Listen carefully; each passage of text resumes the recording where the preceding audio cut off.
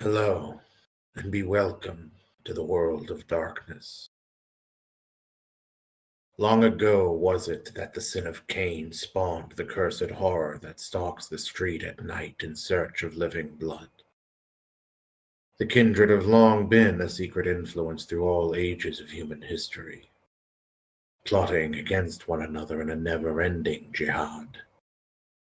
Their immortal progeny are among us to this day, hidden from the eyes of humanity by an elaborate masquerade. The time at the steeple, the time in mass, has come and gone.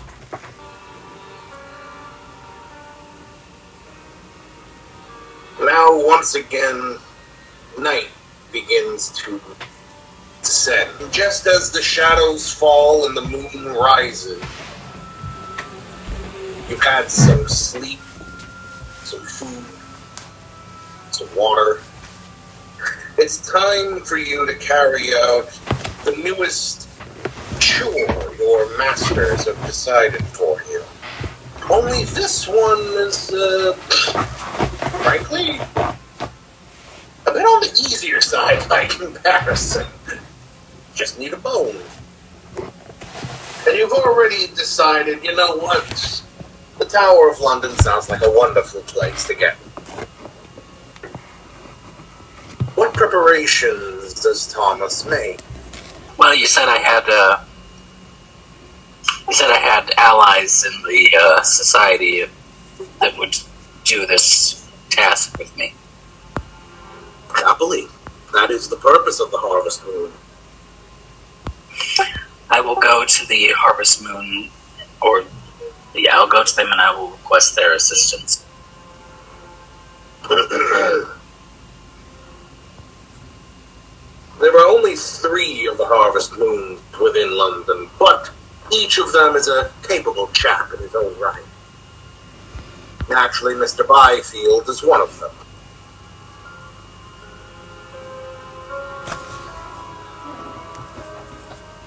Do I know where Mr. Byfield is at the moment? Oh, there's a pub he likes to frequent, which fortunately for you is in Soho, on the way to the tower.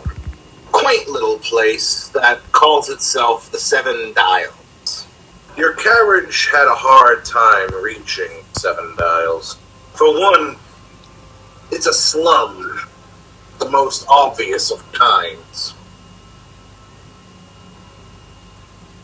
Many of the walls are streaked with tossed-out filth, windows barred and doors heavily shut.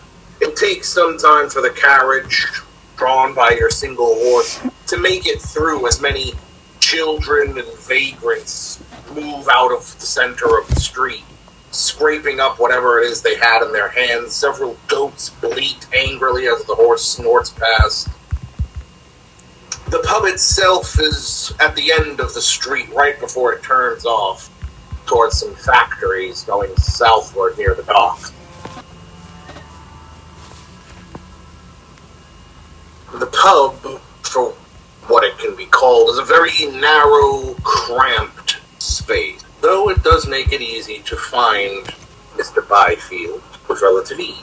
The entirety of the pub is a very narrow, rectangular room.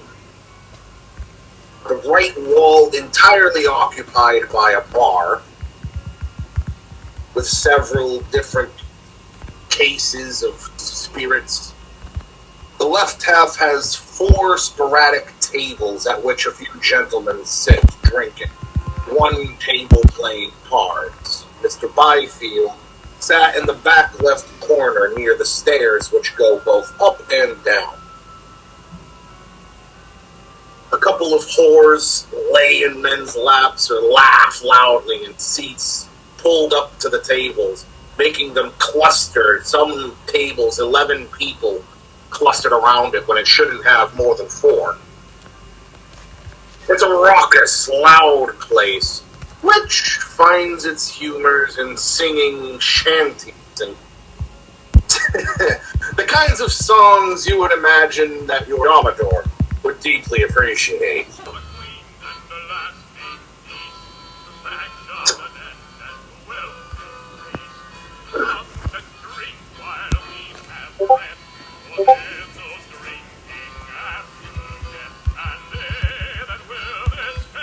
approach the table in the back of the pub, where Byfield sits with his fellow Harvest Moons.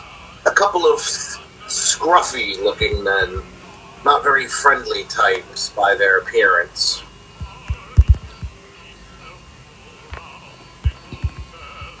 One deliberately looking up at you with a hardened scar around his right eye, curling around it almost. It almost looks vaguely like a moon.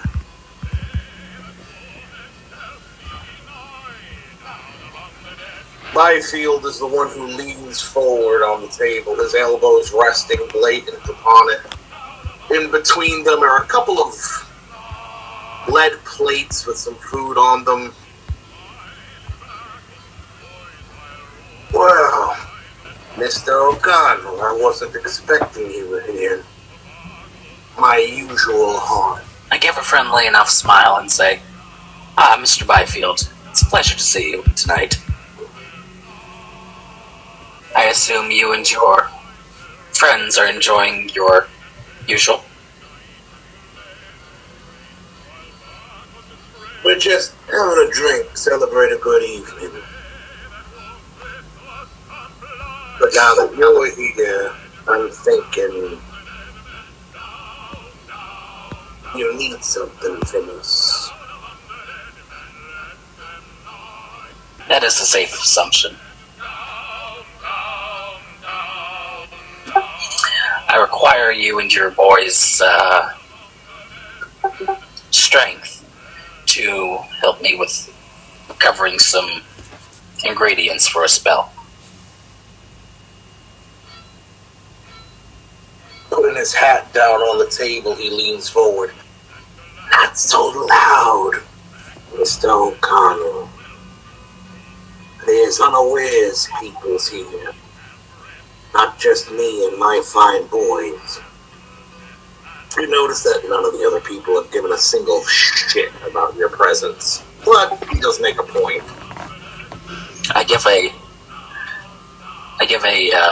nod. Excuse me. I say in a hushed voice, excuse me, I'm used to more socially aware. Holds up a hand. Perfectly fine. I'm flattered that you feel so at ease with me, that you speak so freely. I'm just looking out for you, as is my place. As one of the Harvest Moon. Puts his hat back onto his head. Will you be needing my specific services, Mr. O'Connell? Or will my two boys here be enough for you? Your two boys should suffice. It shouldn't be too hard work. I lean in and whisper, I require digging services. We got some tools in the back. They'll get the tools, meet you outside at your carriage. I believe I heard it pulling up. Of course. Thank you. He gives a solemn nod and motion for the two guys. Quick point to each before sweeping his hand over his left shoulder, suggesting, you two, go get the shit. Standing up, one grabs a last morsel of food from his plate, pops it in his mouth, another one emptying his bottle before clacking it down onto the table. Then the two immediately see themselves to go collect the tools. Byfield giving you a tip of his hat. I tip my hat and walk out to the carriage.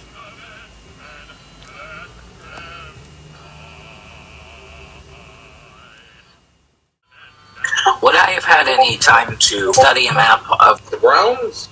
Not exactly public information. You still have to remember this is back in a different time with different abilities. However, it should be easy enough to get in, especially if you go through, very aptly put, Trader's Gate, which is along the Thames. It'd probably be smart to leave the carriage a little bit up the road as to not draw attention. Oh, certainly. Probably leave them on Petty Wales. Sounds like a good idea. I will do that. The Tower of London is a massive place. even before the outer walls, you can see the inner walls and finally the castle itself looming in the background. The gas lights illuminating sporadically the walls, though much of it is cast to dark. As you move round with the two men following you, one jangling noisily as he carries their tools, a couple of shovels, a couple pickaxes. There is an intrusion to the quiet as you near the trader's gate. Two guardsmen, military boys, no doubt, are stood at the gate. What's more concerning is above them, you can see 4 crows cawing from above, to which they occasionally look up and swat at, but the crows just seem to flutter their wings and keep cawing at them. One of the men stepping forward pulls a knife from inside his jacket, looking at you. What's your orders, Horned Owl? I look to the men and I say, and I whisper under my breath, I'm going to make a distraction while you boys run ahead. I'll meet you inside when I'm done. As you wish. He looks to the other one and nods, motioning for them to go closest to the water side where they'll be able to maybe creep a bit more out of sight. What type of guards are these? Are these traditional guards? Are these royal guards? What? Well, they're not royal guards. They'd be at the palace. But they are, in fact, soldiers. They carry rifles. They carry pistols. Probably a knife. They're in uniform. So it's a very distinctive uniform, a black-red pattern. They also don't have the signature hats of, say, the guards of Buckingham Palace. Have they seen either me or the boys yet? Not as far as you can tell. Okay. Can I get around them without alerting them? Yes, but then how do you get inside? There's only so many entrances to this place. True. And not only do you have to get through this gatehouse, you then have to get through the second gatehouse. And then, depending on the way you want to go, there's 2 different entrances into the grounds of the Tower of London, being either the Bloody Tower or going through the Wakefield Tower. I assume these grounds are barred to the public. Yeah, though at times, depending on who you are, you can have access. Mind you, in the modern day, it is actually an open tourist place, but that's a different story. Neither here nor there, yeah. What I can give you is general information that your character would know. Would these men be drawn away should I come up to them and report something? Depends on what you report, but yes. Okay. I will approach the men.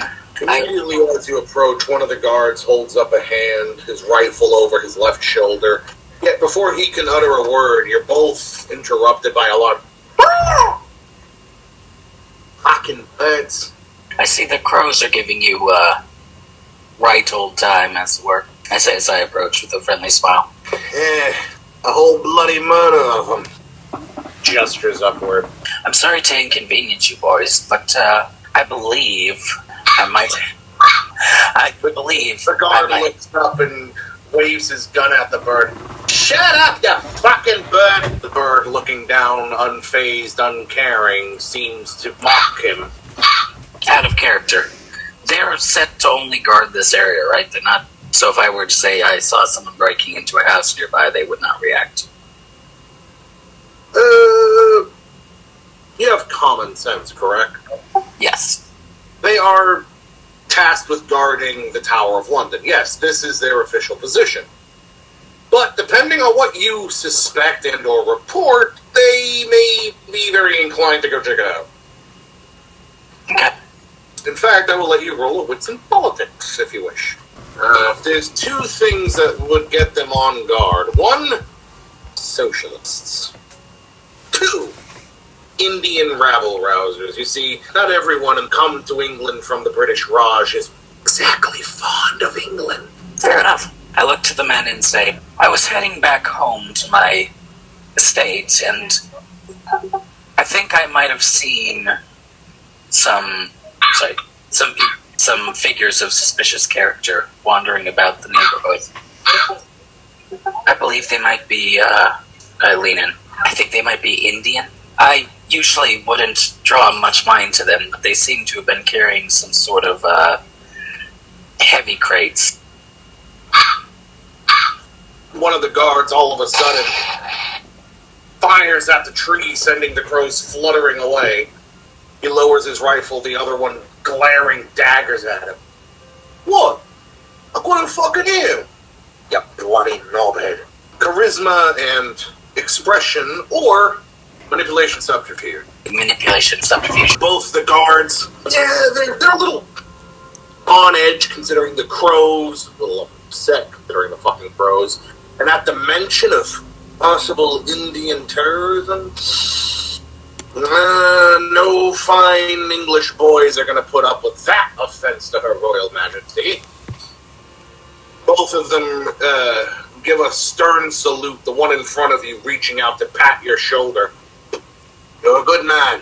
We'll take care of it from here. Make sure you get yourself home safe, huh? Thank you very much, sir. Have a good day. They begin to pass, the second one going, it's night, before running after the other one. Not the sharpest one, that one, you're guessing? With that, the gates are now unguarded. Whoopsie! Do I have a rough estimation on how long it should take them? Well, they're not sprinting, so you should have a good 5 minutes for them to get there. Maybe another 5 to get back if they walk. But they did seem to believe you and think of you a good man, so they probably wouldn't assume you were lying. If they don't find anything, they might just go, well, must not have gotten here in time. Something along those lines, maybe. Yeah, I'll have to make a mental note to find another way out. I will head into the cemetery. You said the gates are well, are there any iron gates here, or are they just open? There is a solid, large gate. There is also a smaller, sturdy, wooden, banded iron gate to the side. Would I have to unlock these, or can I just pass through?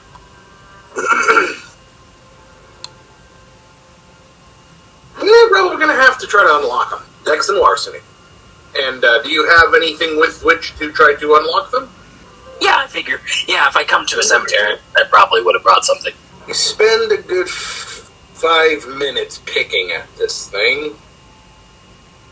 Nothing. You start looking around thinking, you don't have time for this. They're going to be back soon. At least before you might be able to pick this. Go figure, they locked the place up. At least that's what you think until the door clicks open and you see the harvest moons on the inside motioning you in. Oh yeah, you told them to go inside without you. They were able to get it? Okay, I will bow my head and say thank you as I close the door behind me. He gives it a clunk, turning the heavy iron key before nodding and motioning with the head. We already got in. We went through the wake field. As he takes you out of the Trader's Gate area towards the wake field, you see that in the corner, though difficult to see in the dark, there is a man laying down with a hole in his head, suggesting he might have had his brains scrambled by a pickaxe. I'll give a smile and nod at the men. So, let's get to work. Once you get into the innermost ward, that you're even on the grounds of the Tower of London. Then proceeding to the front door, of which you have to ascend a staircase, which is some 50 steps up, as back in the day, well, they didn't really build castles where you could easily get to the window. Wonder why. As you stand watching over, the men use one of the pickaxes to bend and break in the door. No small task. It takes both of them picks on upper and lower front of the door, bending until you hear the crack of the wood giving before they can kick it open. And then immediately to the right, the St. Paul's Chapel, where the people executed on these grounds are buried. Outside, you can hear the crows clustering, their cacophonous caws loudening. There must be at least 24, maybe 3 out there. Would I know that certain vampires can speak to animals. Intelligence and occult. Yes, that has been mentioned to you by, I believe, Mr. Thorne.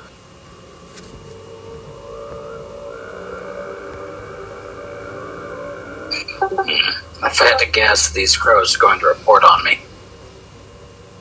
Both of them had looked to you strangely. Report? Is there something we don't know about? I shook my head and say, "Oh, it's nothing." I clear my throat and say, certain spells are able to allow humans to talk to animals. The men look to each other in bewilderment. Jesus Christ. Tell me the royals got mixed up in all this.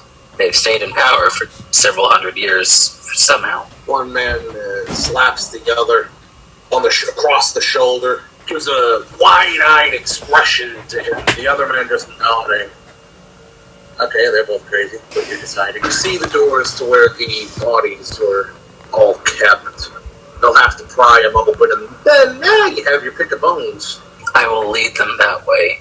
Once again, using their picks for as crowbars rather than a pickaxe, they bend at the doors. These, being fairly sturdy, they bend, groaning. You can see their knuckles white from the effort they're putting into it. Veins bulging on their necks as the dusty interior kind of clogs the nostrils a bit. You finally begin to hear one of the doors bend. Give me a help! Give me a help! The other one grabs onto the pick, pushing against the back of the head and pulling with the weight. The door bursts open, allowing a foul stench to emanate out. The stench of old death. It smells like the inside of a tomb, only mixed in with the mildew and general growth of an underground stale air. Both men pull bandanas up over their noses. I'll do the same, or I'll pull a handkerchief over my mouth. One begins fishing for a lantern in his bag, lighting the wick and closing it. He holds it up in front of them as they proceed inside with you. Out of character, these are people executed by the crown, correct? Oh, yeah. Okay, I'll continue inwards and, out of character, are there any windows in this, the crypt? Nope. Though you can hear the crows seeming to, as you take a glance backward from the windows, you can see them flying around the windows, dozens in number, cawing loudly. Give a wits and alertness. You can hear wind coming inside. The door must have come open. And you also get a strange feeling you're not alone in this place. I know of spirits, correct? Yes. And I probably know that tortured souls tend to leave spirits behind. Well, you know of wraiths, but they're different from spirits. No, I'm talking about tortured individuals. They tend to have a hard time moving on. Yes, the restless dead do tend to be fairly restless. So there's a good chance we are not alone in this room for this. It's a chance. It is a chance.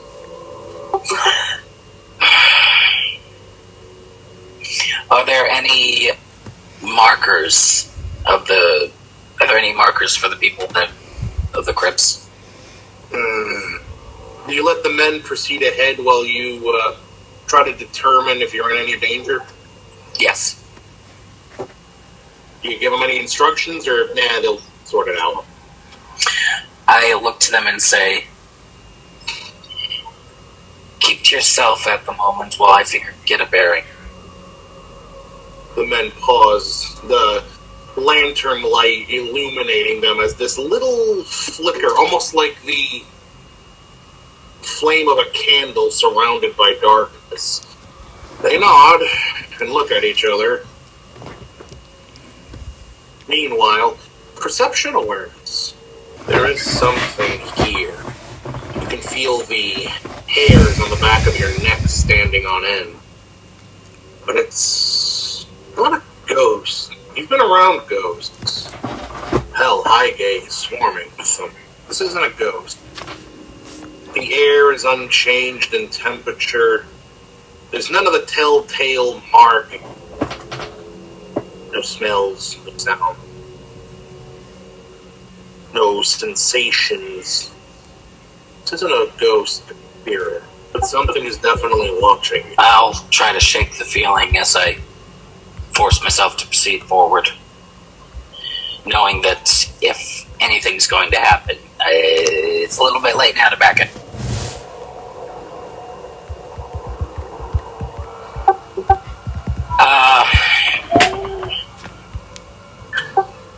I'll go to the different graves, see if there's any, see if there's any names, dates, etc.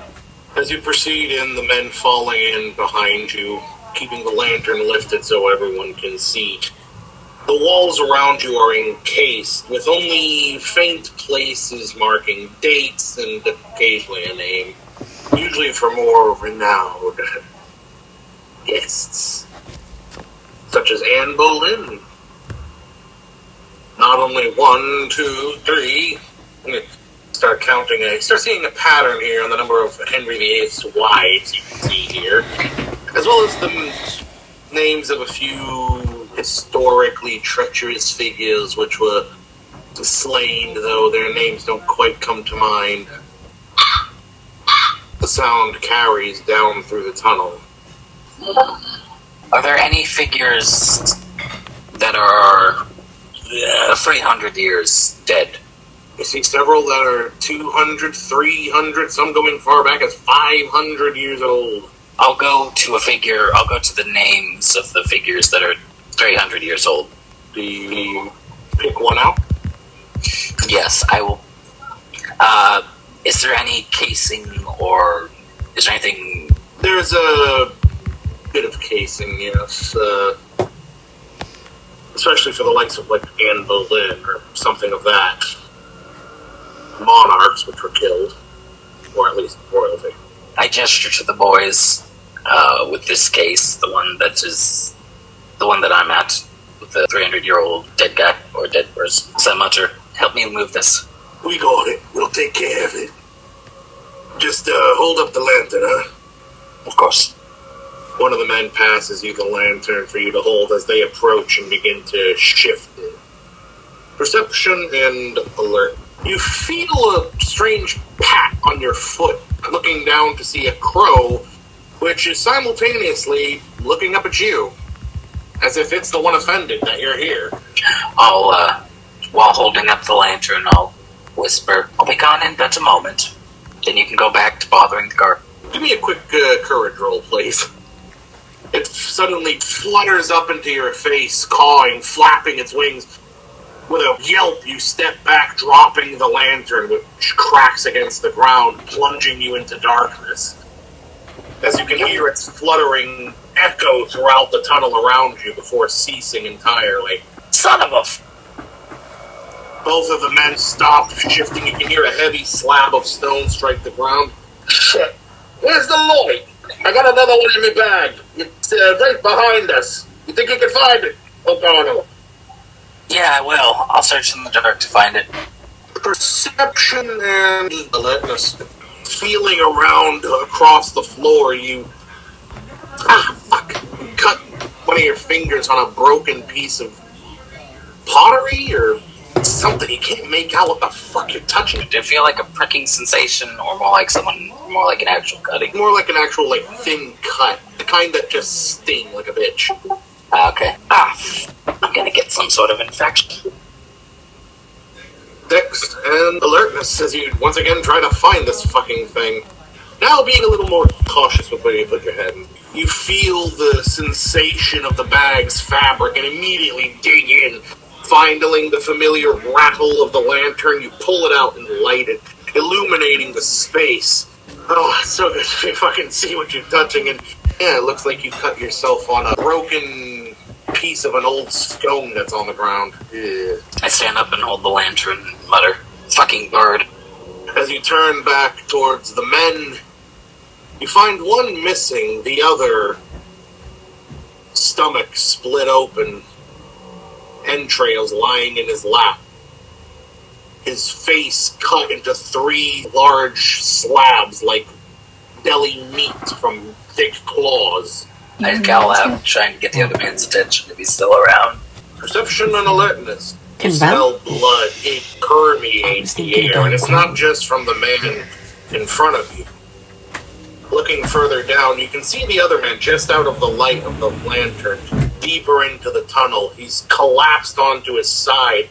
A thick, black blade of some kind sticking out of the front of his head, chest, and ribs, and the organs.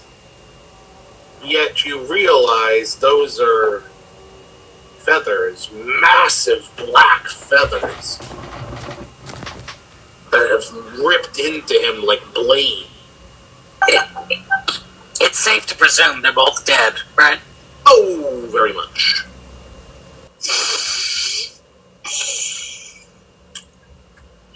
Did they get the case open by chance? Yes. I'm going to reach in and grab a handful of bones. Who are you? The voice comes from deeper in. I clear my throat and say, I'm O'Connell. I stutter there for a bit. Have I disturbed you? What is your purpose here, wormspawn? I've come here to retrieve some bones and leave. If I'm disturbing you, I apologize. What is it you want the bones for? Out of character. I'm fucked. Give it a perception alertness. See if you can find what the fuck is trying to talk to you. If nothing else, that might determine whether or not you want to keep entertaining it. Though common sense would say, you might want to get the fuck out of here. This thing doesn't sound happy. And as you're looking around with the lantern, you can't see shit as to where this thing is. Save for the lantern, which provides a cone of light before you. You can't fucking see what's happening in 5 inches in front of your face without it. I mutter. I require the bones for a ritual. I see. You hear a loud tapping. That will go together. You suddenly hear a massive "ah!" as coming from the darkness swiftly is a 8-foot tall man crow. Run! Dex and stamina athletics. You're not a kindred. You can't get tired. Out of character. I probably shouldn't have answered that one, shouldn't I? No shit! Oh well. Charging out as fast as you can, hoping the men's bodies slow it for an instant. You're not as fortunate as that, as you can hear the whistle of air as it cuts after you. An occasional raking sound of claws on stone as it moves along the wall. But it doesn't catch you, but you can hear it almost over your shoulder. Any closer and this thing's beak would be eye level. Common sense. You know the supernatural don't tend to like fire. What do you have in your hand? Ah! Fire! Good. Do I see anything nearing something combustible? Or sorry, something that would catch flame? Common sense, you don't have time for something like that.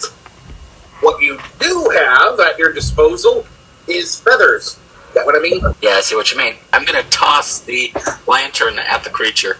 Strength, potence, athletics.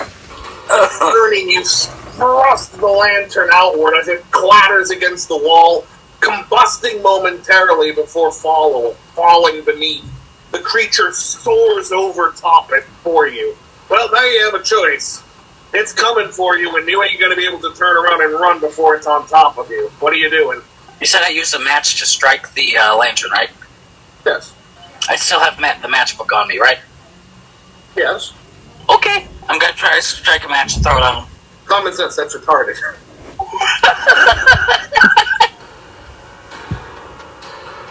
You would have more luck trying to thrust your cane down its open throat.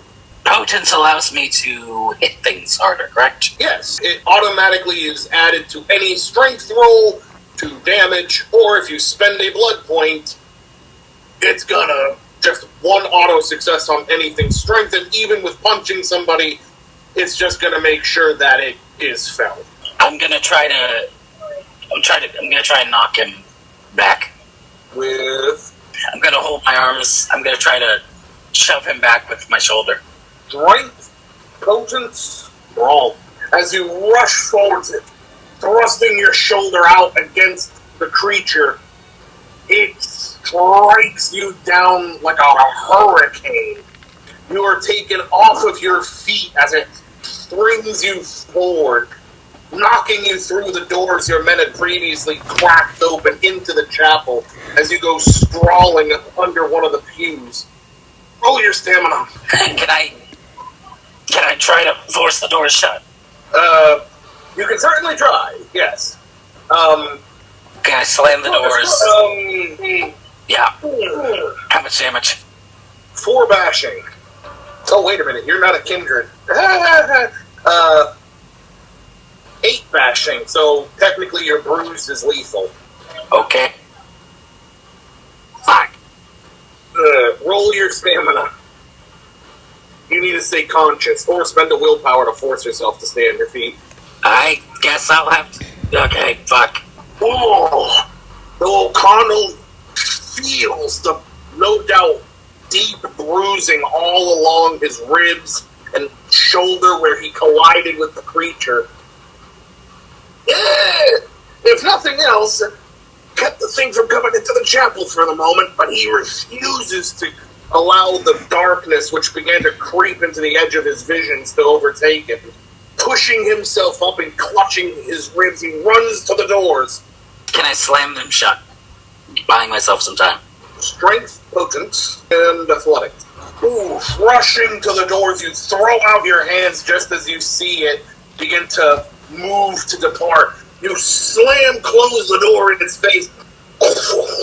It echoes throughout in the chapel around you. You suddenly feel a pressure of the door pushing itself against you as the very spirit of the door begins to work on the side of the were-raven. Is there anything I can quickly throw in front of this door, or is it too out of range? 100% spirits. You can fuck with that. And because you know what spirit it is, the spirit of the door, your odds go up. Out of character. Am I going to have to do anything sexual for this? Thankfully, not quite. Though, maybe pinch your nipple if you want to get lucky. I was about to suggest that. Anywho, I call out, Spirit of the door, I demand you stay shut. As I say, as I pinch my nipple. Oh yes, 2 hands into the mouth, suck them clean, pinch the nipple, charisma and intimidation. You better, or I'll give you a titty twister you'll never forget.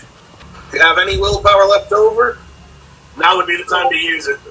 As you command the door to close, the spirit of the door suddenly wavers. You can feel it rattle on its hinges before it slams, sealing itself as though made of stone.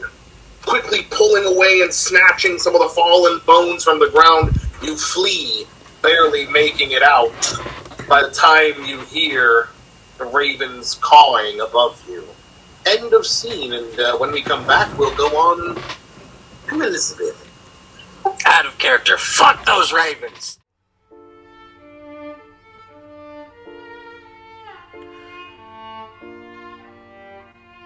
As Rebecca arrives at the British Museum, she's been here a number of times before. In fact, she contributed to some of its Egyptian displays, unwittingly at times, which reminds her of perhaps happier days in the daylight. It is a gorgeous place, but highly reserved of a space, filled with antiques and draped in the silence of a library and other centers of learning. This night, she finds the space transformed as tasteful electric lights bathes the hallways and display rooms in a low yellow glow, accented with occasional candles and lamps, the sound of chamber music echoing gently through the grand building, coming from the small stage set up for the enjoyment of the 40-odd people milling through displays, all of which, save for valets and maids and a few accompaniments to the individual kindred, are in fact kindred. The company is most decidedly a mixed one between kindred and mortals, many of which stayed to their cliques.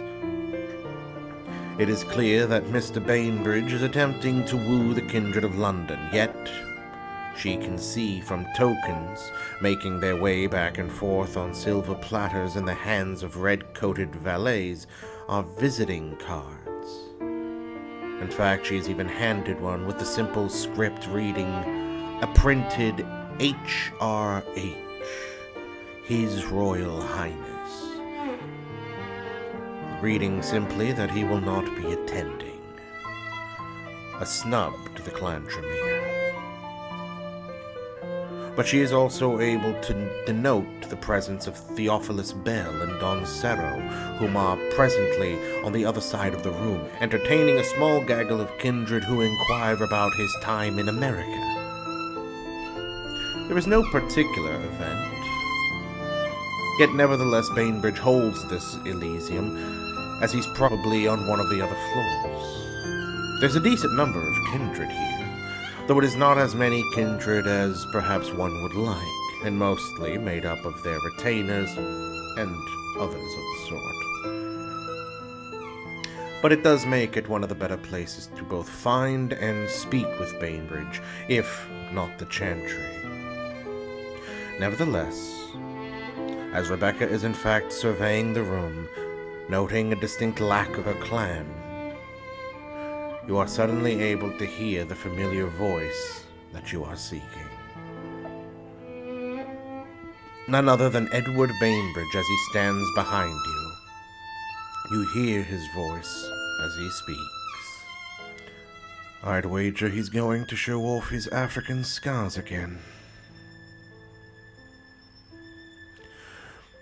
You turn to see the speaker, Dr. Bainbridge, clearly a scholarly man by his glasses, dressed in fine evening wear, his distinctive ring with the Clan Tremere symbol clearly showing on his finger.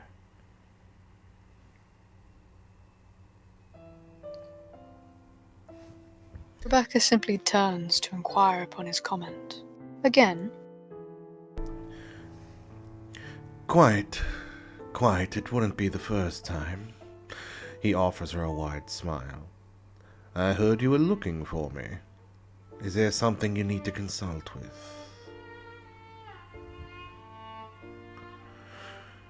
He pauses, reaching out to take one of the glasses of blood carried by the valets, which he holds out to her. She takes it with a courteous nod of the head.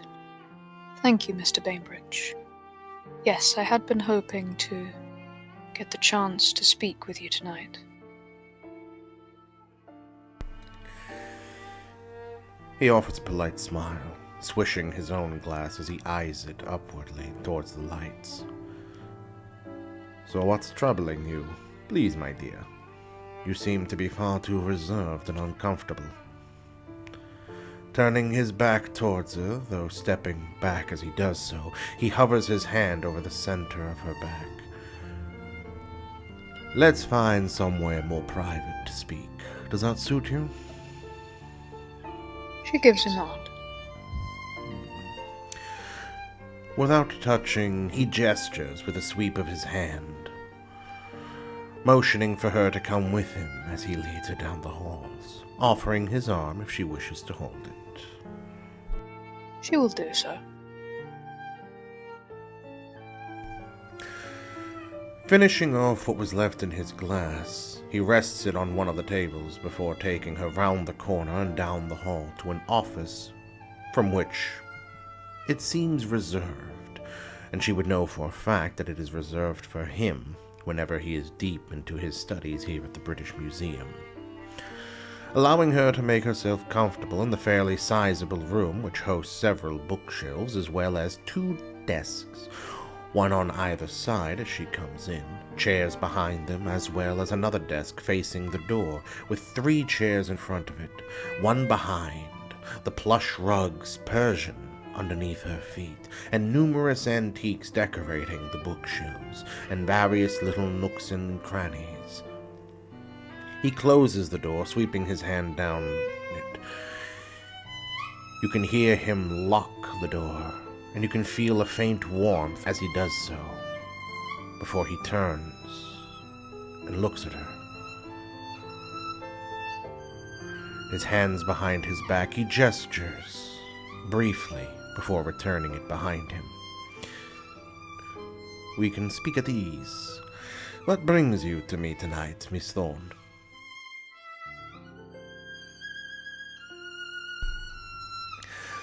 As she collects her thoughts, he moves to his desk, where, from behind such, he reclines into his plushed seat, removing a Bunsen burner, taken from one of the labs, no doubt, and he puts it onto the table, clicking it a few times and lighting it with a match that he waves to put out.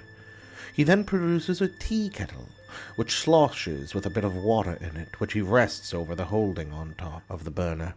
As it begins to boil, he then grabs a few tea leaves from the side and begins to hover his finger over, as though deciding which he would like to drink while Rebecca speaks. After giving a slight sigh, Rebecca finally says, I do apologize for dulling the mood of what otherwise might have been a pleasant evening for you.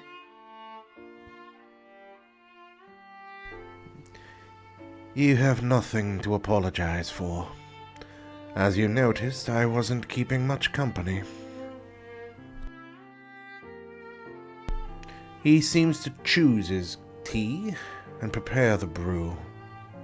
Meanwhile, pushing himself up, he goes and collects himself a teacup for which to drink out of after it is done.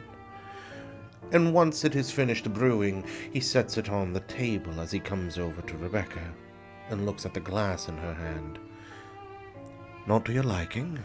I don't blame you, it's not the best stock. Oh no, nothing like that.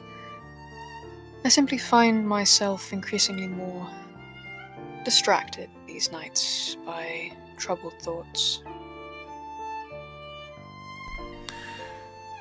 And that is the trappings of apprenticeship. The more freedom you have, the more things you find yourself involved in, and thus you have no time for yourself. But it's also better than being of the lower ranks, where you have no time for yourself. It's important to strike a balance. He turns to check on the tea, before deciding he can leave it be for now. He rests his lower waist against the desk, facing Rebecca, his hands to either side of him as he rests against the front of his desk. Is it a report or something more important? Edmund made it sound as though it was official business. I thought it best to inform you regarding a few matters of which I've recently become aware. You well know the undertaking of which my brother and I have been called on by the Lady Anne for, correct? He gives a slight nod. Has some trouble arisen? I would more so say been able to uncover conspiracies equally as disturbing as they are interesting.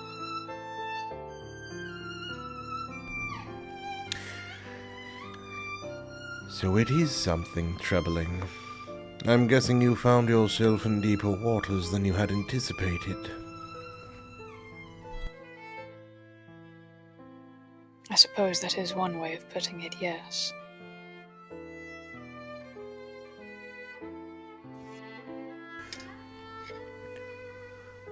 Pushing himself from the desk, he holds up his hands and waves it passively.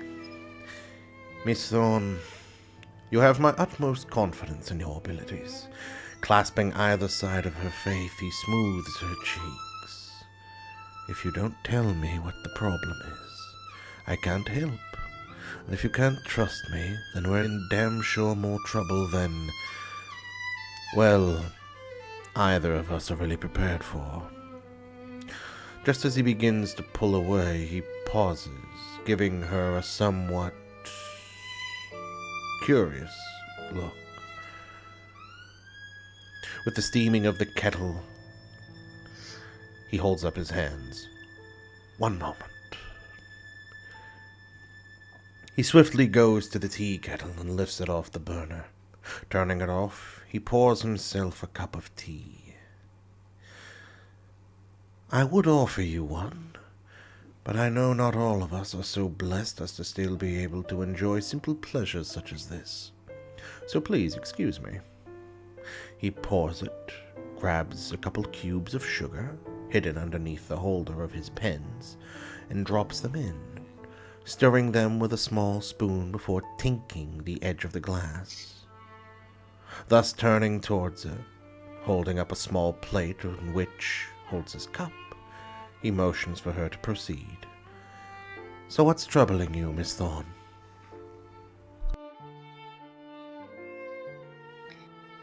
Before Rebecca says anything, she heightens her senses to make sure they are completely and utterly alone. From the sounds she can hear, though she can faintly hear the music, it does seem to be muffled even beyond just that of the simple confines of the room. It's actually something she has to strain to hear, even with her heightened senses, risen to such a supernatural pitch. Even just on the other side of the door, you would know clearly if there was something to suggest anything were at work. If nothing else, it seems that the noises are kept at bay.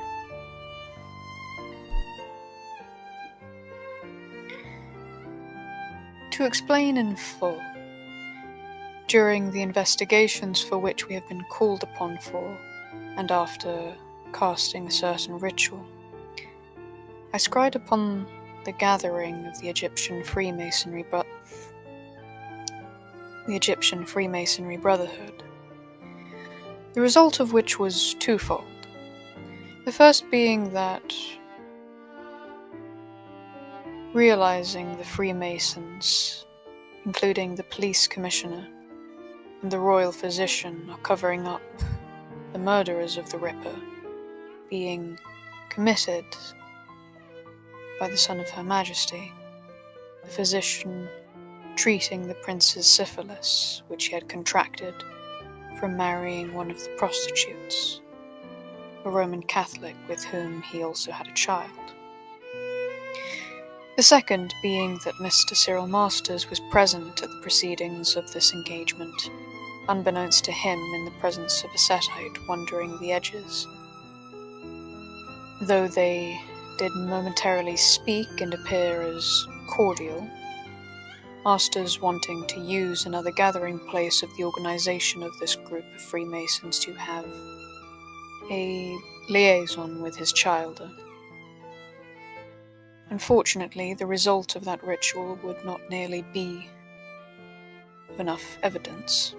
Therefore, I've had my unseen allies delve deeper for me. It seems that Mr. Masters has met with the Setite, a man who goes by the name Mr. Ferguson, as well as his child, Sir Charles Warren, at the meeting place which he seems to treat as an ideal place for secretive liaisons. However, Sir Warren clearly displays more loyalty to Mr. Ferguson rather than Mr. Masters, being under the influence of the Setites entirely. Whereas concerning Mr. Ferguson himself, there is a particular secret room among the location which my deceased ally seemed to find an intangible wall that bars it from entry.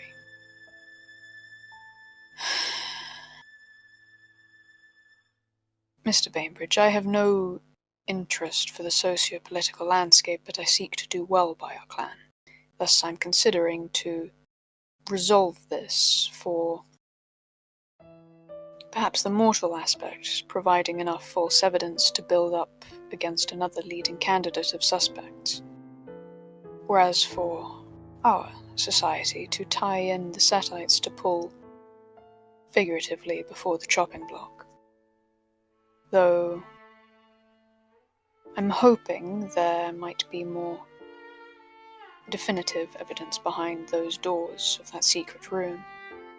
Perhaps with this damning information on Mr. Masters requesting his assistance, or otherwise being of some use to the clan.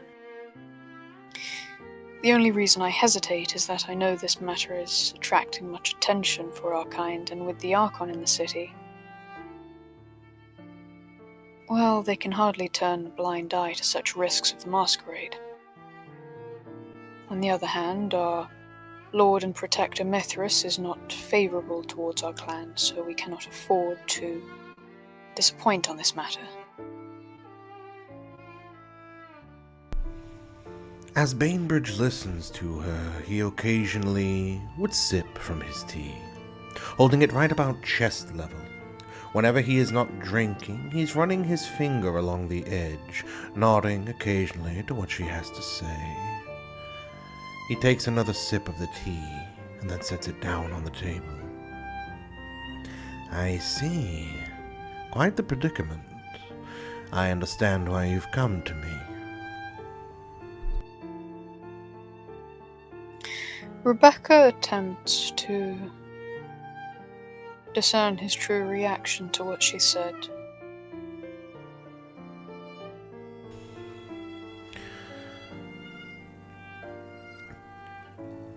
Though he is in deep consideration of what she has said, you can see from the very faint curl on the edge of his lips the satisfaction with which he took that last sip of tea. Oh, he is very, very pleased, and very happy at Rebecca. They say don't kill the messenger. Well, when it's not bad news, the messenger is probably their favorite person. I think the solution is a simple one. Reaching over, he collects a bit of paper, as well as an ink and quill. Lifting himself from the seat, holding them up broad at chest level, he moves towards her around the desk, and sets them on one of the other desks near to the entry of the room. Then, pulling out the chair, he gestures with his left hand, with the other over the back, for her to sit. Rebecca does so. Now, Miss Thorne, please write this down. These are not my words, but what you will convey. She picks up the quill and gives him a nod. To your brother, he begins to move in front of the desk, to pace a little, clasping his wrist behind his back. You will have him approach Mr. Masters. He will express a deep concern for Masters, as well as a strong need to do the right thing despite knowing Masters' potential wrath at the sensitive information which he brings. I'll leave the specifics to him. He rolls his hand. He will inform Masters that he has become aware of this Setite exploitation, and that he wishes to keep this from reaching the ears of wider kindred society. That Masters has friends with the Clan Tremere, and that he will have our full backing in rooting out these lowly serpents. Secondly, he will provide information regarding Masters' wayward progeny. Some evidence would be best. You said you had an unseen ally. See if they can give you any specific details on things that would make Masters concerned. Sometimes, rather than physical evidence, it's best to allow conjecture, and a few well-kept secrets be hinted towards.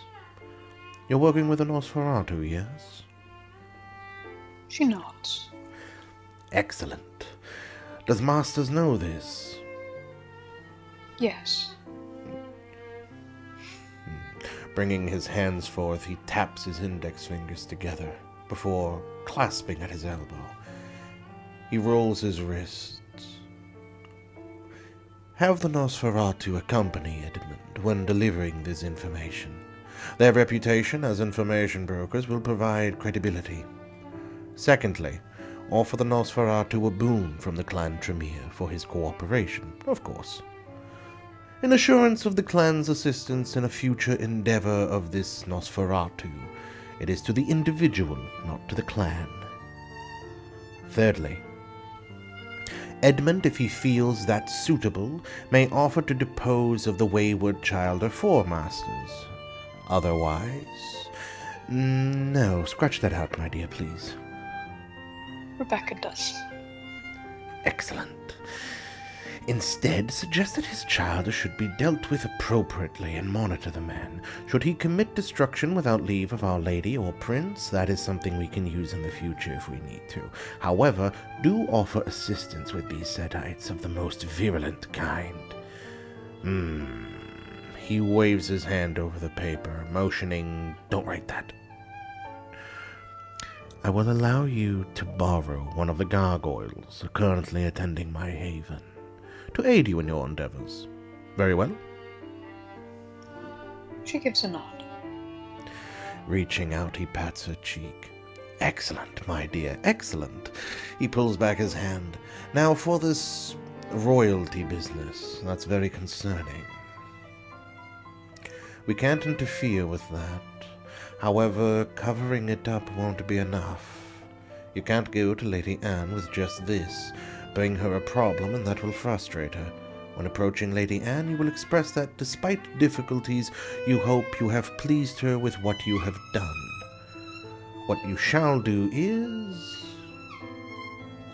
Did you discover anyone else prying into this sordid business? He asked with an incurious eyebrow risen over the rim of his glasses.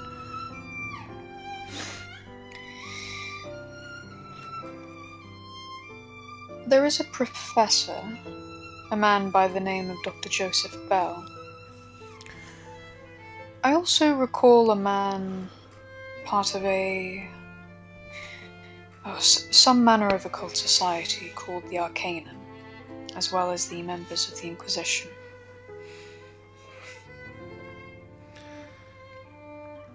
Pulling back, Bainbridge claps faintly. Miss Thorne, is it Christmas already? You don't need to answer that. This is wonderful. What you will inform Lady Anne, and this you will take credit for, that by discovery of your diverse means of these groups interfering with the Ripper investigation, mortals endangering safety of the Masquerade, you have found surety in playing these two organizations of inquisitors, hunters, against one another, thus distracting them and keeping them far away from kindred eyes. That will make us very valuable in the eyes of her Lady Anne, and it is something that should be considered. As for the royals, I'm guessing they want to incriminate that painter, the one who looks like the prince. The leading suspect who Sir Charles Warren seeks to incriminate is a barrister, part-time school teacher by the name of Montague Druitt. Oh, that's horrible. Why would you do that? My dear, while it may seem the wise choice of action to incriminate one who looks akin to the actual suspect, it does leave speculation a question. Do you know what the best answer to a riddle or mystery is, if you want no one to know the true answer? He holds out his hand at his rhetorical question. Nothing. Let them guess. They make all manner of rumors about Clan Tremere. Do we answer any of them? Do we correct them? No. Let them guess. That way they don't know. It keeps them wondering. Mortals have a very short attention span. Eventually they'll get bored. They'll move on, and they'll replace the whores that are killed, though they be in our thoughts and prayers, with new ones. In fact, if Edmund finds it credible, he may suggest to Cyril on the behalf of his own safety to destroy anything related to the Ripper investigation. Not everything, but anything incriminating towards the royal family, leaving only breadcrumbs. That is for the safety not only of the Camarilla, but the Masquerade, as well as the royal family, with which Mithras wants none to interfere. As a Ventru, it's best it be done by him, and you will present it to Lady Anne as having been the joint decision of your little coterie. That way, despite revealing to her that it was royalty, you have cleaned up the matter and had it done so by a Ventru. Naturally, he will omit some of the details as to why. You will say that you had suggested to Cyril the heart of the greater conspiracy on line of the Freemasons, that it would be best he do so, rather than risk infringing on the royal family's good name, as the Freemasons' wishes for attaining greater power. In fact, that may help us with your little Setite problem, don't you think? Rebecca gives a slight smile. That's what I want to see. Now, he pauses, looking up towards the heavens, one finger skyward, pinky raised. He looks back at her. Am I forgetting anything? Regarding the spouse, she's gone missing, yes? She has. Do you have her name? Anne Cook. She's the one who's gone missing. A friend of hers, Mary Jane Kelly, in hiding, is protecting Anne Cook's child. Did you bring with you your notes or files that you have on this? I'm afraid not. A dreadful shame. Find out who this woman is before approaching Lady Anne. Cyril doesn't know much. Find out if she is still alive, and if she is, she's excellent evidence. If not, then where she is may be evidence of its own, and then report back to me. As for Dr. Bell, I must say, from what you tell me of this man, I quite like him. I should meet him. I wonder if I could schedule that, a gentleman of his caliber. I'll handle Mr. Bell. No need to worry about that. I believe that's everything. You've done very well, Miss Thorne, you and your brother. Even better of you to bring this to me. He pauses, leaning over the desk, his fingers in a pyramid over his mouth, a big smile on the face. He holds up his hand. All right, please commit that to memory. I'd rather you not walk out with it than somebody by chance takes it or learns of it. She looks down over what he has told her to write, committing it to memory. Putting his hand on top of the paper, he looks up at Rebecca. Good? Giving one last scan, she finally looks back to him and gives a stern nod. Quite. He takes the paper, examining it one last time. Quite. Rolling it up, he moves back to the burner, where he lights it so he can burn the paper. Holding out one finger towards her, he speaks as he ignites it. Now all of this, naturally, you'll have to select your words carefully with the Nosferatu. But we are helping them out by offering what we do, and to my knowledge, they have at least something they may need us for. Whatever his ambitions are, I'm sure he'll come to us, and we will treat him as a friend of the clan for his goodwill. As he burns the paper, he eventually drops it onto the desk. Not worried, considering for the desk to catch fire, it would be impressive. He turns off the burner and looks back at her, the fire providing a faint orange glow behind him. You've done magnificently, Miss Thorne. In fact, come by the chantry tomorrow evening. I think I'll have something for you, a new ritual I think you will take to quite nicely. And you'll be able to collect the gargoyle. Secondly, inform Edmund that should he perform well on this, and succeed, especially if he does exceptionally well, he will be advanced to the 4th rank and given a single trial to which will benefit him in the coming nights and have a bit more free time to himself. Rebecca inclines her head. Thank you, Mr. Bainbridge. He holds up his finger imperiously. Dr. Bainbridge, I am a scholar after all. How rude of me. How could I ever forget? Think nothing of it. It happens. Now, as for this malarkey with the Archon, that's where I need you to aid your Nosferatu, by offering him, by way of a personal boon, and one to keep quiet, to go to the theatre house, overseen by that violinist, the Malkavian, and tell him to speak to that Malkavian of things wondrously savage and wild and lupine. To be frank, my dear, he'll write a play dedicated to lupines running rampant, and he'll create a scene. Knowing him, it's not the first time we've used him. During this whole affair, I have learned about something that the Nosferatu... Well, this young Nosferatu in particular is becoming involved in. Clasping his wrist behind his back, Bainbridge inclines his head faintly in interest. Is that so? He seems to be working, or will be soon, alongside Madame Violet Mary and Miss Elizabeth Grey to depose Prince Fagin. Well, that seems to me he may have something for which he may want our assistance. Open your offer for his service on that Malkavian with an offer to help him with this Fagin business, and let negotiations proceed from there. Leave it to Edmund if you truly want. I shall certainly take it under consideration. And as for Elizabeth Grey, don't worry. I'll be having a meeting with her soon. It seems that Rebecca Grey has been working with her on some separate issue that she wishes to bring to my attention.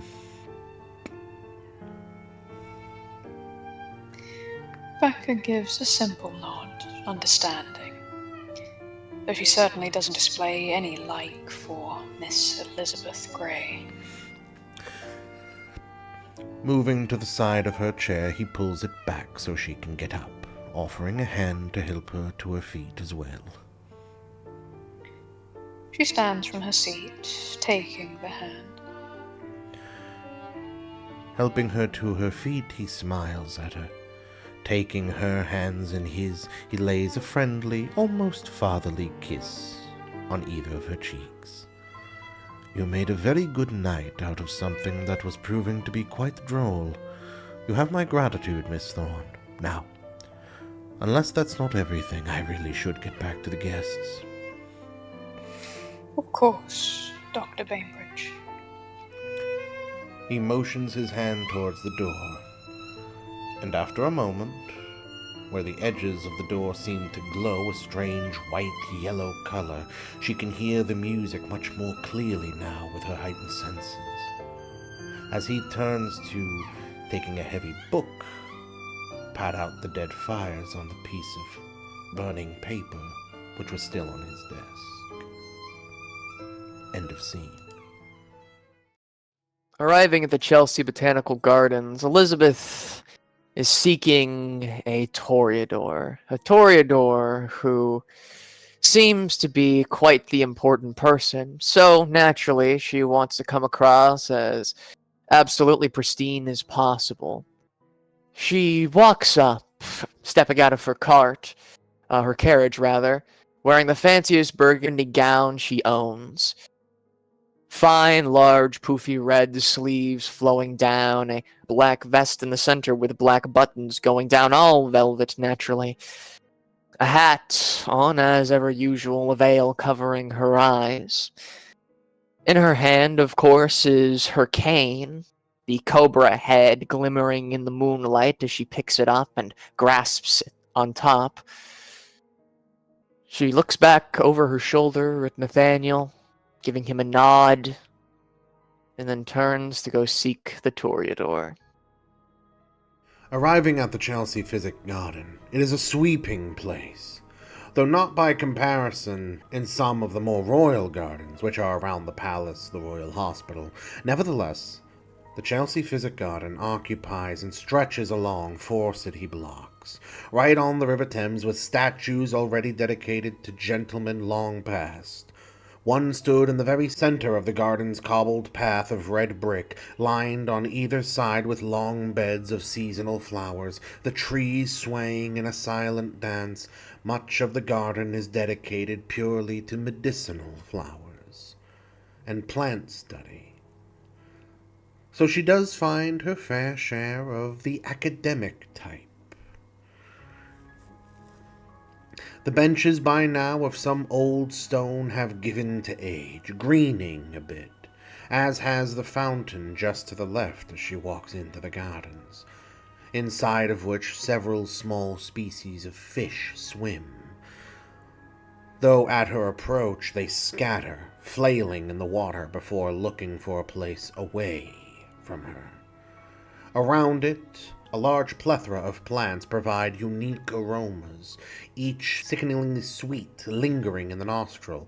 More accustomed to the decorative plants of many places, the medicinal ones have a distinctive smell which gives the place an entirely unique aroma. Not far away there is a sizable stone wall with potted plants on the edges of some old building, now lost save for the outcropping line, and stood there, with cane head held in both hands, looking down into the water, where the fish scurry, is whom she presumes to be Alexander Charnock of Clan Toreador. Elizabeth, seeing the long blonde hair, this 6-foot-tall man, is going to walk up beside him and eventually stop and stare into the water with him. She seems to keep her cane in one hand off to the side, leaning some of her weight on it. Her gaze does not flick from the water. She seems entirely enraptured by it, its spiraling, its constant motion. The River Thames is so beautiful at this time of night. Absolutely enrapturing.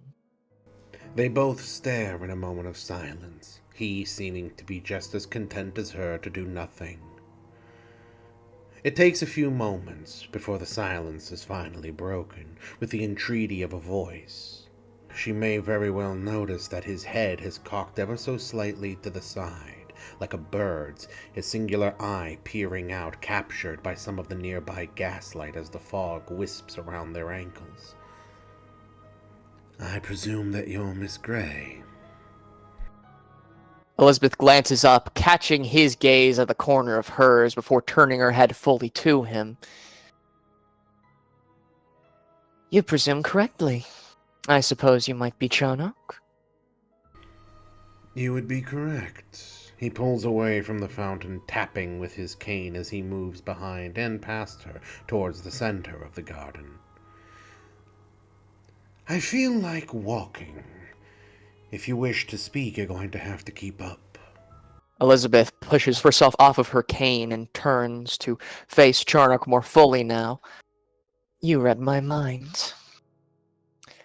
She walks side by side with him, head down slightly, focusing on the bricks, but occasionally looking back up to make conversation.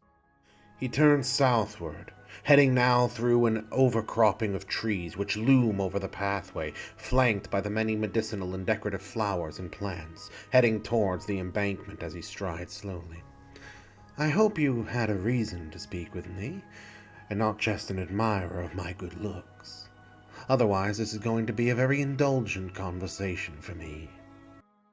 It just so happens that I do have a topic one might call unique. She looks around to her left, to her right, spotting the academic types, and lowers her voice. "Why don't we find some place a little bit more quiet? I'm seeing a lot of academic types who might prick up ears when certain words are played on the field." "You have nothing to fear. They're not paying attention to us." He looks over at them, pointing with the head of his cane. The most you have to worry about them is if they happen to notice you're a woman. They all seem the lonely sort. I always feel like the etiquette of a ballroom should apply as a general practice, at least in regards to men who know how to dance yet refuse to do so. Just abstain from showing. Similarly, if a man can't speak to a woman yet insists on wanting to do so, he should just continue to abstain. He moves towards her, waving the head of his cane under her chin. So start talking. Elizabeth looks down to the cane, her eyes focusing on its head, before looking back up to him. There is a certain issue which has been wreaking havoc across northern London. He throws up his hand as if tossing something over his right shoulder, discarding it instantly. I'm unpreoccupied with the issues of London. Elizabeth hides her bewilderment at this absolutely foul statement and keeps up with the same tone. And what of the culture that might be ruined from these issues taking hold? Madam, I've spent my entire life in London. I'm a Hullite, who then was embraced in the region of Leeds. I spent a good bit of my own life. As someone who's been kindred for nearly 2 centuries, I've experienced more English culture than you've ever known. Why do you think I'm looking abroad? As every young kindred should. Find something for yourself, something that reminds you of home, yet is exotic enough to keep life fresh. You might know the old cultures, the past and present, but what about the future? Culture is a never-ending, changing thing. As time moves on, so does its people, and those people therefore move on with their culture. Limehouse is no different with its influx of Chinese. Charnock interrupts her, laughing outrageously as his cane head rests on his wrist as his hands clasp together. Ah, a Malkavian and a poet. My, what a rare occasion. Tell me if you can name this place. Then, since you are so inclined to appeal to my cultural nature, he poses himself with one hand on hip holding the cane, the other outstretched, his palm preaching, pleading to the heavens. Tomorrow and tomorrow and tomorrow creeps in this petty pace from day to day, the last syllable of recorded time, and all our yesterdays have lighted fools that way of dusty death. Out, out, brief candle, life's but a walking shadow. He rests his cane on the ground, clasping it with both hands. I'm gonna try and guess what that is. Intelligence and academics. It is Macbeth. Spoken by Macbeth himself, in fact. So keen is her memory for such a thing that she can remember how the rest of it goes, if she really wanted. The moment he stops, she will look up to him, a smile on her face, and she will recite the rest of the verse with her cane flowing about, as though she's lecturing to a university class. She raises her cane up ever so slightly, and a hand placed on her chin, before finally bringing it out to the night sky. A poor player that struts and frets his hour upon the stage, and then is heard no more. It is a tale told by an idiot, full of sound and fury, signifying nothing. Macbeth. He claps quickly with fingers in hand. Very good. Seems you are actually culturally aware, not just appealing to my better nature. Well, you haven't bored me. I'll hear of Limehouse. It's one of the few places in the city I frequent. He rolls his wrist as he motions for you to continue, his gaze sweeping down and under the brim of his hat as he peruses the sight of the academics near. Elizabeth, with his full attention now caught, rests both of her hands on her cane, facing him fully, shoulders squared. Those in Limehouse have been experiencing a bit of an issue with the Setites. They seem to lurk in the shadows, dealing opium and other goods to them, bringing down their burden of culture and destroying it into nothing. They are turning it into nothing more than a hapless heads of grass and a sea of dead trees. While there is growth, it will not last long, especially with them, the snakes, the serpents, stealing all the food. He musters the energy to sigh, pausing for a moment. A bird falls from its nest only to rot away. As time passes, the feathers turn to lines, and the lost tissue shows, turning to ash as dead things should, until the world becomes bones. He looks back to her now.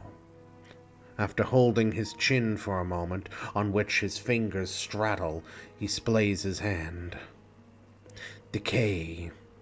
That is all the Sedites are. Decay. And you come to me rather than Nathaniel Simmons or Cyril Masters because of what? Because I happen to frequent Limehouse? Well, I'll have you know I frequent Chinatown. The rest of the neighborhood. He throws up a hand. I really couldn't give a damn. Elizabeth raises a hand, an index finger pointed up before she tips it down to him. It just so happens that Chinatown is very place these, as you put it, decay, bare their claws, and sink them deep. See, they are, well... He clacks the bottom of his cane against the stones, twisting and grinding his hand on the top so it twists the cane into the spot. One or two of the academically minded look over. Glancing at them, he motions as though to shoo them. They look away, disinterested, or offended. He doesn't really seem to care, before he looks back at her, listening still, a bemused look in his eye, as though he would attempt to bewitch her. Elizabeth raises an eyebrow and glances in the direction of the retreating scholars before flicking back to him. She will not have this minor inconvenience deflect her entire speech. This decaying, this vampiric presence, in more than just one sense, it's only a matter of time before the rattlesnakes bare their tails and start going elsewhere, making new dens. It's not only in Limehouse, not only in Chinatown, in which they make their homes. There's something that caused chaos all throughout northern London, and no one, not even Nathaniel Simmons, not Halesworth, not Parr, have noticed, and if they haven't done a damn thing about it. Places far north as Hansbury and as far south as Galston Street have seen their ilk. The George Art Building, 3 blocks north, is where one such moor has been caused. It's not only in Chinatown that they wreak their havoc, and unfortunately I cannot be in every place at once. So I come to you, she says, gesturing her hand out to him. Seeking not only your help, she pulls her hand in, raises her finger up, and then points it at him again, but your expertise. For a fool does not pay attention to the rock flying behind him. Instead, they're too busy, focused on the shield running towards them. Curling his lip, he shakes his head bitterly, muttering under his breath something which rhymes. But he doesn't feel the need to share with her, at least not so much so that she can clearly hear it. I'm not interested in Sedites. However, I would be willing to make some inquiries and allow you to know what I find. She clutches her hand into a fist and raises it to her chin. That is all I could ask for. Anything else is a gift. I'm not usually in the habit of gift-giving, he taps his cane, thinking. He looks back at her. Might I ask what's your interest in the Sedites? I've already agreed to help you. You might as well indulge my curiosity. He begins walking again, continuing south to the embankment. She'll follow along, making sure that she stays relatively close to him. My interest is one of particularly personal matters, to be honest. Someone I once loved has been taken away from me, and I wish to avenge them. It just so happens these very serpents were the ones to do it. Love. That's what they should call us. Not vampires. Love. Nothing ensnares you so much as a vampire. Nothing captivates so much as love. We're really one and the same. They ache for kisses, and how often they are so deadly. Who was it that you loved? A husband? I really hope not, for the poor fool's sake. Marriage has a horrible way of killing love, or even the illusion of it. Elizabeth looks down to the bricks, avoiding eye contact before looking back up. The person I loved is far beyond marriage, a bond which cannot be separated by any means that, for it is one of blood. Ah, so family. Very well, I can respect that. Love like a mother's can never be without. There really should be more mothers' love in the world. Fathers, too. They get a bad rap. Always busy working and providing, and then made the villain whenever the child acts up. Really should give more credit to fathers. But I see the point that you make. Family is everything. Family is blood. You don't really help my point when I say that love and vampires really should be called the same thing. Reaching down, he plucks a flower as he walks by, smelling it before crushing it in his palm and tossing the leaves, wriggling his fingers, freeing them of the leaves sticking to his hand. As he stops at the embankment, he rests one hand, the free one, on the railing, looking out over the Thames. Well, you've convinced me. It was a harsh negotiation, but you managed through. He points at her. Congratulations. With just the same amount of sardonic sarcasm, she gives a smile and a mock bow. Thank you. Why, thank you, she says as she looks up. You didn't tell me before. Your sire. Who are they?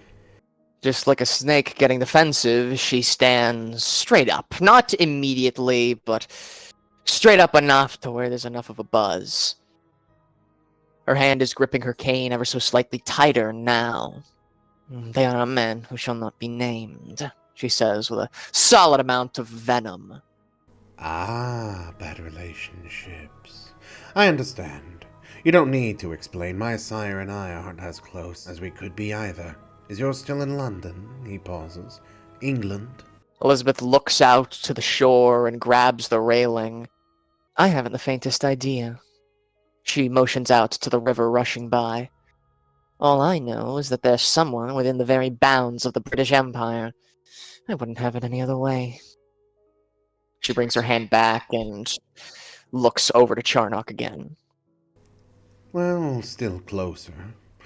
Not that it seems to count for much. And only physically.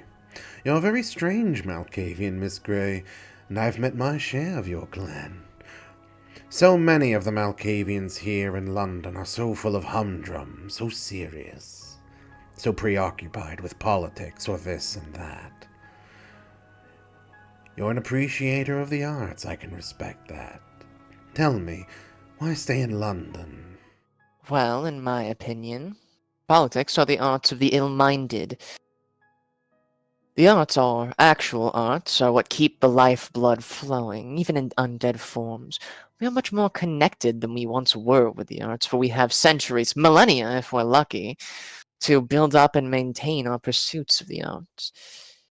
It would be an absolute droll to squander our potential over years and years of neglect for humans to get nearly as much time as we. And where does religion come in? Religion is an art of its own. With some, it allows them to paint pictures of what they wish to see. Others, it allows them to use their words and binds people to false pretenses. Either way, somebody is manipulating a brush on a broader canvas.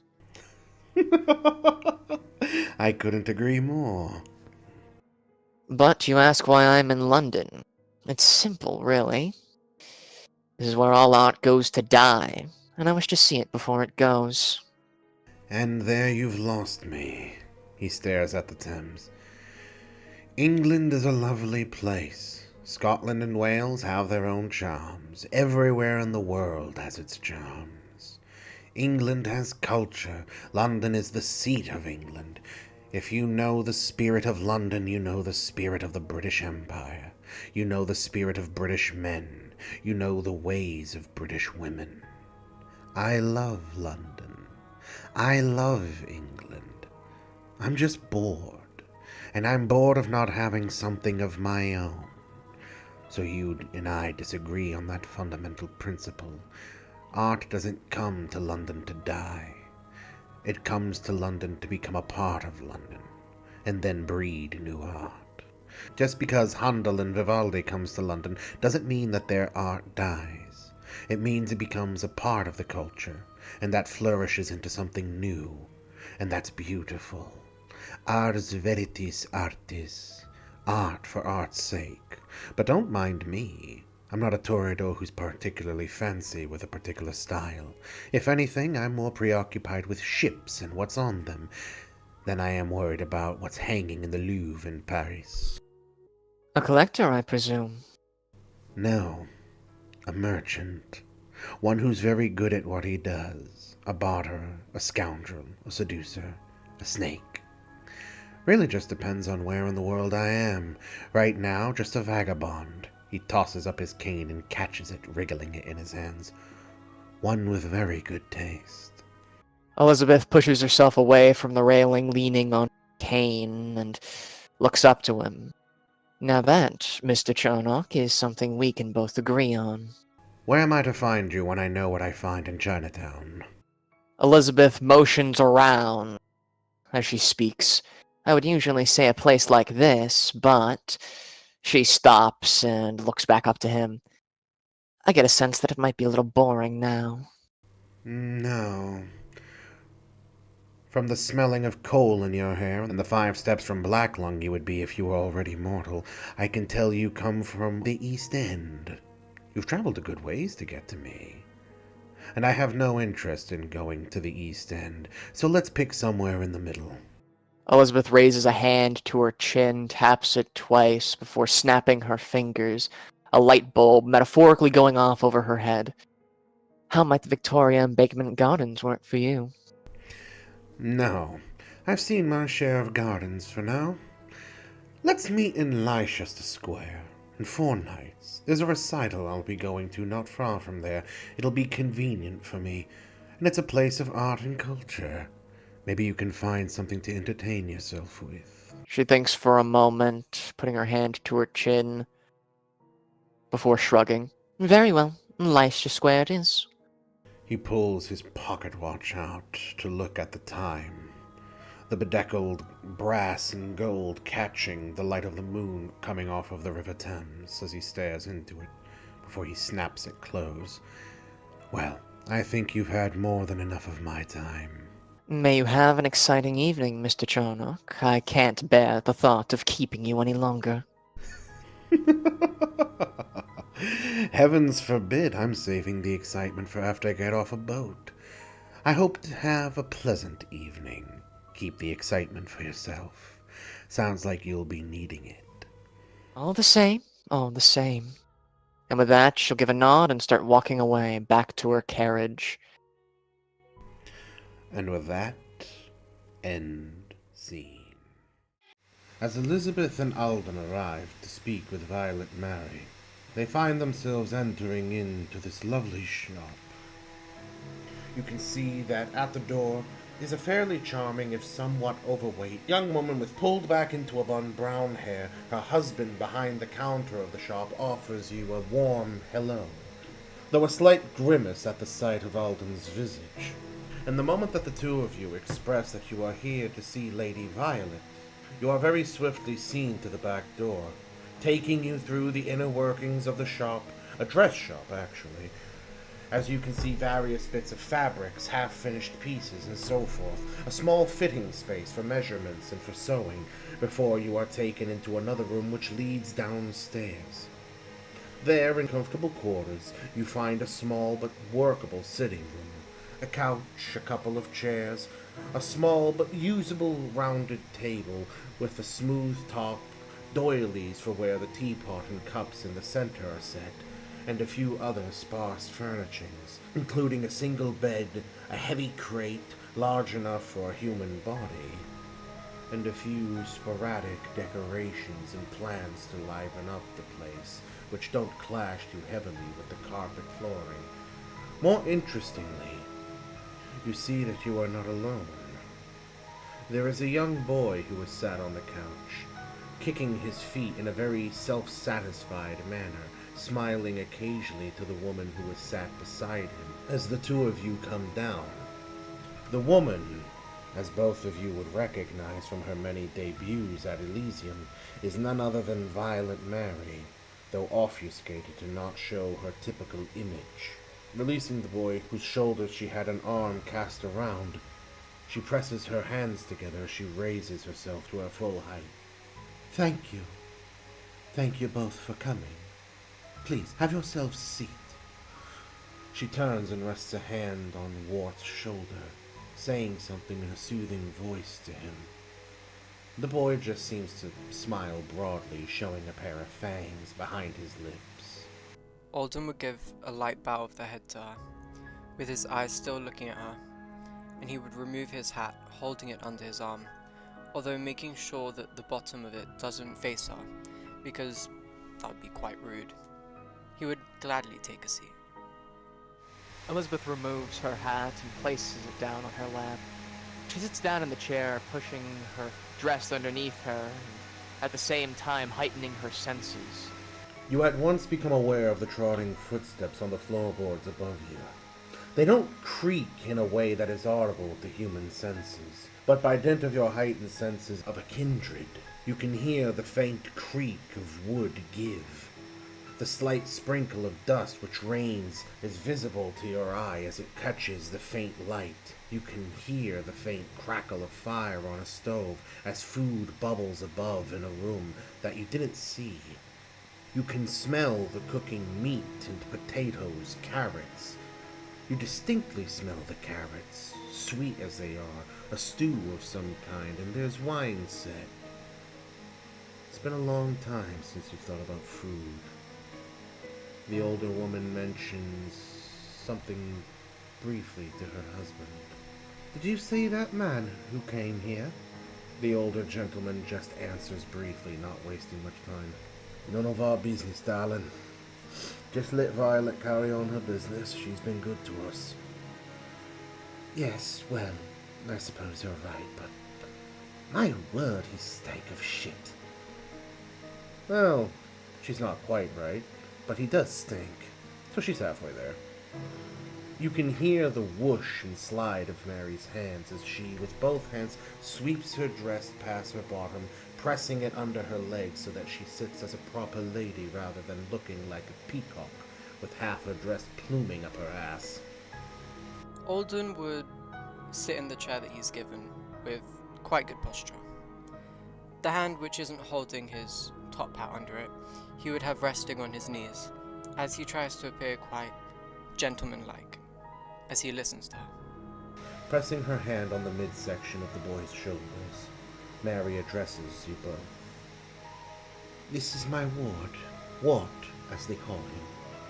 The young boy smiles and nods upwardly at you. He doesn't really say much.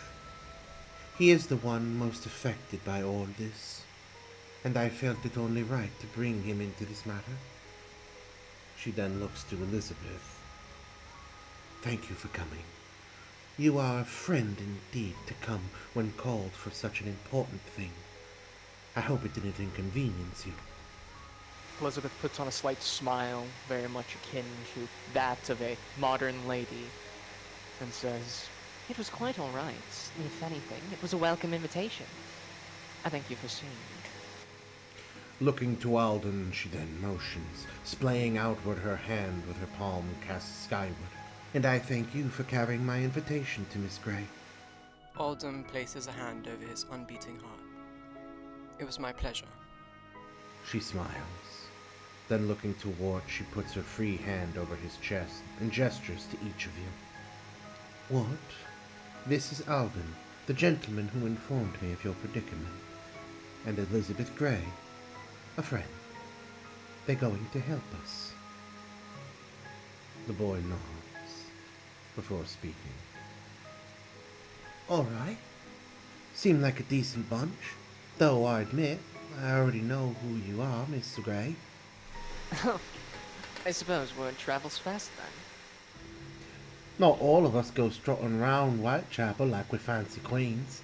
He makes a motion of picking at his pant legs as though to make them billow like a dress. Violet holds his head and presses it against her shoulder, as though to soothe the poor boy and make him behave. Putting a hand over his chest again, she says to him softly, though you can distinctly hear it quite clear, Elizabeth, as though she were whispering in your own ear. Now what? Tell them what it is you told me. He nods suddenly gravely. As she lets him go for a little bit, he sits there, coming more into his own.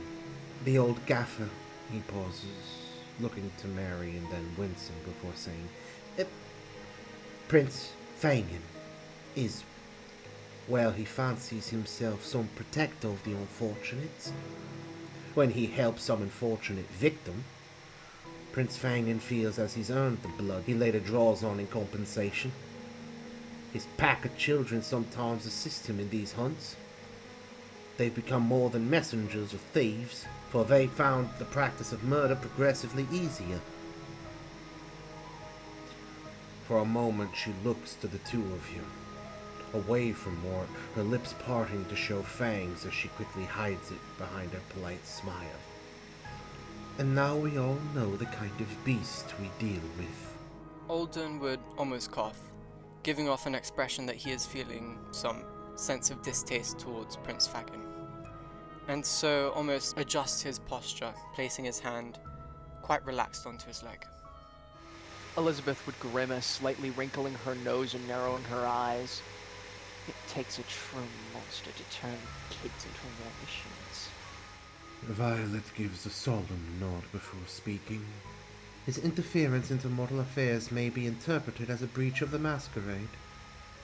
Though none have so far challenged him on this, she holds up a finger. That is the first thing which I plan to do. Secondly, Walt is aware of one of these hunts. That is where we will intercept him. I am also aware of numerous slums over which he has silently mastered. Miss Grey, that is where I ask you use your financial acumen to harm his business, and that you, Alden, disrupt their peacefulness.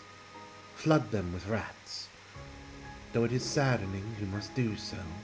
You must make them inhospitable places for those living there, as to draw him out and give him no place to hide. Alden would give a firm nod at that. That is the initial part of what I think. However, I am not used to such things. While I am perfectly capable of pointing out his failings to the other kindred at Elysium and polite society, I bring up the rest with you. As it happens, Elizabeth says, raising her finger up, I was already looking into some of his businesses. Alden waving his hand to emphasize his point would speak. As kindred, we're often called monsters, especially kindred of our kind. He would gesture to himself and to Mary.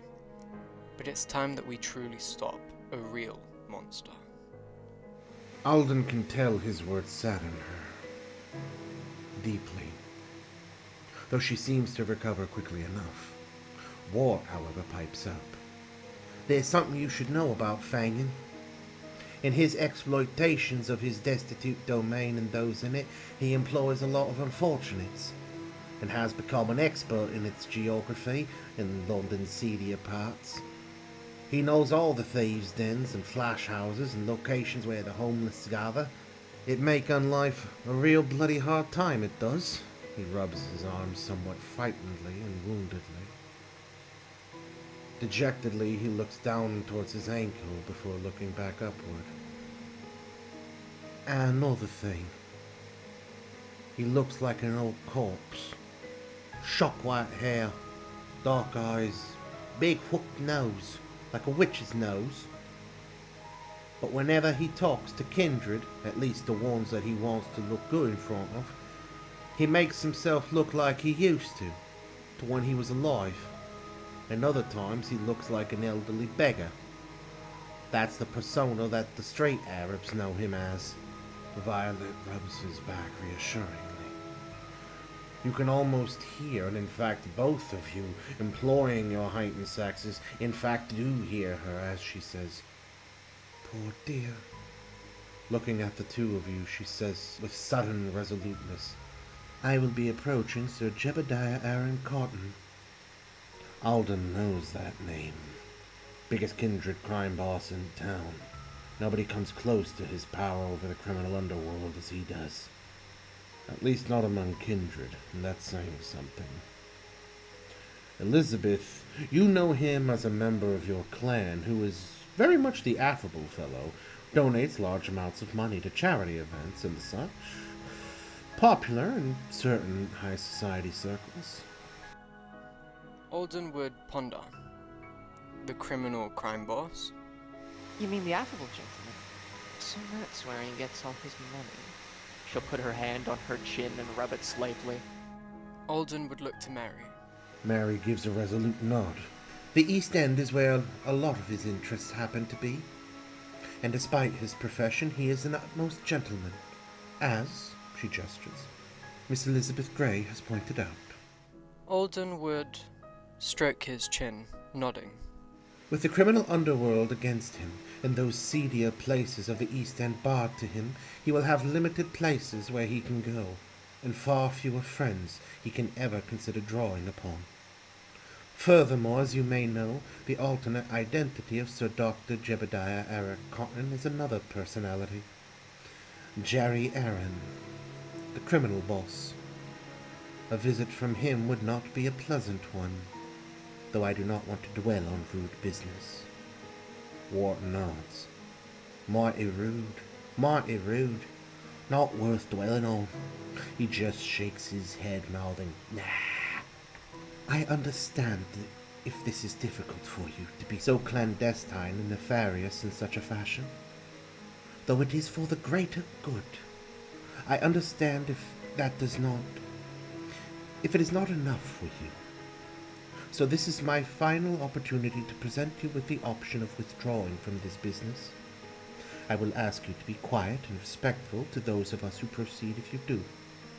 Otherwise, and forgive my harshness, I will be forced to take action against you next.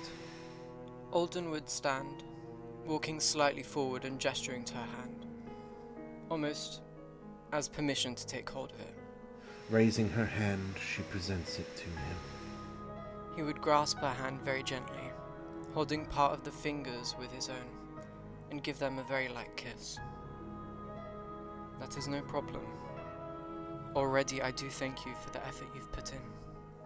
Lifting her other hand from where it rested, rubbing the back of the boy Ward, she rubs it against his cheek. Thank you, my friend. I knew you would be true. You note, as she does this, there is a very faint smell of the grave dirt which comes from her. It seems you have a couple of things in common, though it doesn't permeate her quite as much as it does yourself. Elizabeth, however, over Ward's shoulder, you see your brother sneering at the boy. Inclining himself forward, the visage of your brother, which becomes partially translucent, hovers over Ward, his hands braced against the other side of the couch as he leans in, his own eyes peering over that of the boy's head. Though no one else can see him, he points. He's no better than that other one. Look at what he has in his pocket. Despite his outward appearance, that which everyone can plainly see of this sad and frightened vagrant boy who has been harassed and hunted and taken advantage of by Fangin.